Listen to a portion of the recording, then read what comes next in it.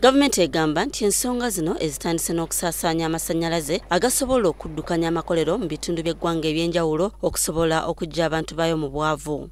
Alipoota eyakafulumizibwa ku bungi bw'abantu egamba nti endwadde ezisinga ssaako ensimbi ezisaasaanyizibwa mu byobulamu byandikendedde singa enkola z'ekizaala ggumba zongezebwa mu bantu.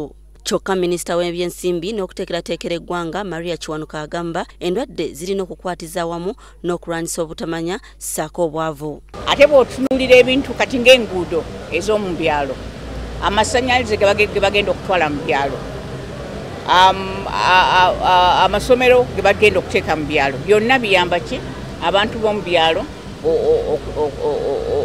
okusoma, okwekolako n'okusobola okwerabirira. Kubanga omuntu ky'ogenderera mu nkomerero omuntu abe ng'asobola okweyimirizaawo ne family ye.